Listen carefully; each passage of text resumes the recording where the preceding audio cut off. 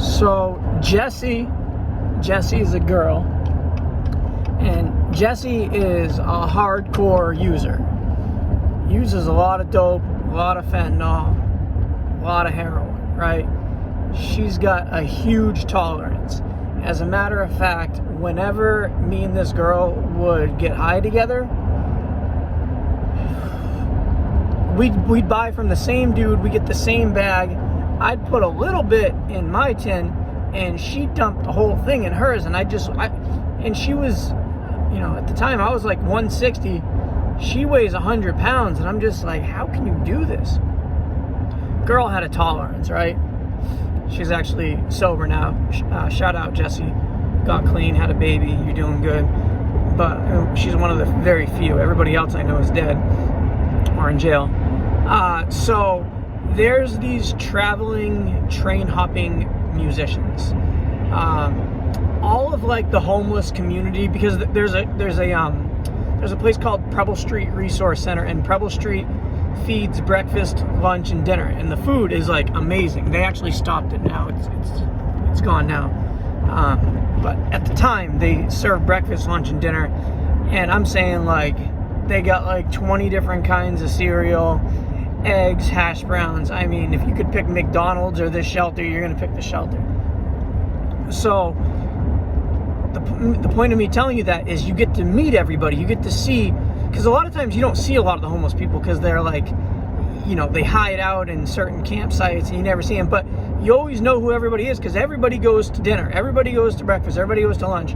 Or some people only go to breakfast and don't hit dinner. Some people only go to lunch, but I used to go to all three because when I was homeless, I was like right in that area. So I was always, and all the drugs were close to it. I was always in the area.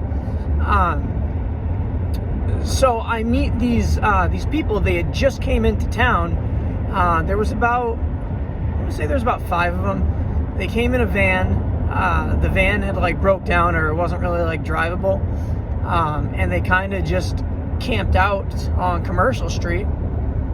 Commercial Street would be like the boardwalk of Portland, Maine.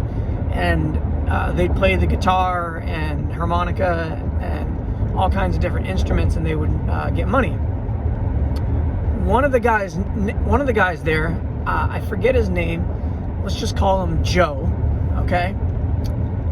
Joe is one of the musicians, and I'd always see them. I'd always walk by, give them $1, say what's up to them.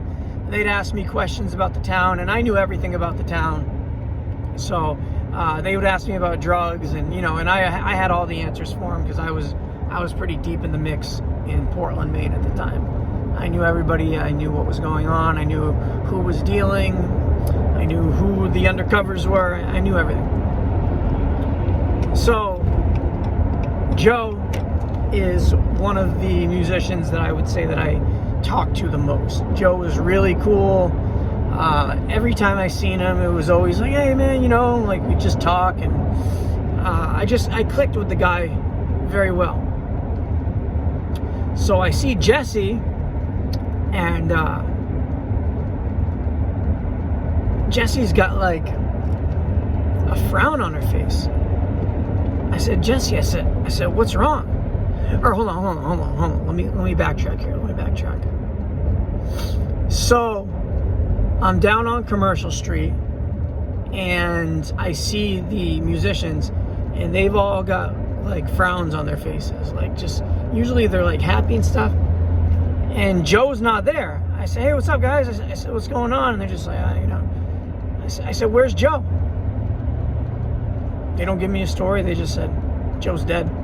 I said, Joe's dead? I said, I just talked to him yesterday. Or and they're like, yeah, he died from a fentanyl overdose. I said, from a fentanyl overdose? I said, Joe didn't even do drugs. I said, he drank. I said, he smoked the weed and he drank. And they don't say nothing. I'm just like, all right. And so I keep on pushing, and I'm just like, man, Joe died? Wow, that's crazy. Like, I didn't even know Joe was a drug user. All those musicians, they just smoked weed and drank. You'll find that in the homeless communities. It's divided. You got got your people that are just drinkers and they smoke weed. You got your guys who just smoke weed. Then you have your people that just do spice. Then you have your people that just do crack. And then you have like your people and they do everything. So you'll see them in every circle. You know, they'll do anything. It don't matter. Yeah. So anyways, I bump into Jessie, and Jessie's got like a frown on her face, and she says, Timothy, I gotta tell you what happened. I'm like, what's up? And guys, I kind of changed names here because, for the sake of protecting Jessie, because she is a friend of mine. So Jessie says, I gotta tell you something. I said, yeah, what's up? She says, you gotta promise me you won't tell anybody. I said, yeah, what's up? Of course I'm not gonna tell anybody. She says, you know those guys, those musician guys that are down on Commercial Street? I said, yeah. She says, okay. She says, I went and saw Debo. Debo was our dealer. She says, I went and saw Debo, and I was, went and saw him, and then I went down to Commercial Street to go and, get high, and I bumped into the musicians, and they asked me what I was doing, and I said nothing, and they asked me about drugs, and I told them that I was doing heroin.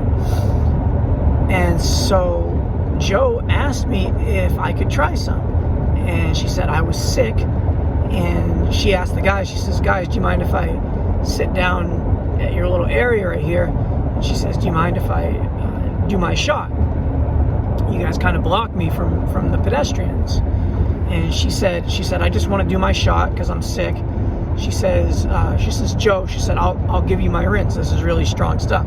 She says, you don't want to do any of the powder, but you can have my rinse, and you'll get high off my rinse. So if you're not familiar with what a rinse is, so when a junkie is doing heroin or fentanyl, they put their powder or tar or whatever it is inside of a tin or a spoon or something. And then they take water and they squirt a little bit of water into it. They heat it. Some people don't heat it, but you mix it around until it dissolves. And then after it dissolves, you take a cotton or a piece of Q-tip cotton or a cigarette filter, and you roll it into a little ball, and then you drop it into the mix, and then the cotton kind of soaks it up, but it acts as a filter. And then you put the needle in the cotton, and then you soak it up, so that way any impurities get filtered into the cotton, and you don't get any of the loose stuff. But what happens is that after it's drawn up, all the residue that's still in the tin or the spoon, depending on how much powder you put in there, is how big the rinse will be. So Jessie had a big habit, and so I already know she took the whole bag, dumped the whole bag in, and people always wanted Jessie's rinses because they knew that she was always dumping massive amounts in. So they knew if they got her rinse, it was enough, it would be equal to a decent amount of dope. So Jessie sits down, she draws it up, she does it, and then she says, here, Joe, here, you can do the rinse. So Joe adds a little bit of water to the rinse, mixes it up, draws it up, does it, dies immediately, just dies. And that's the story of what happened to Joe.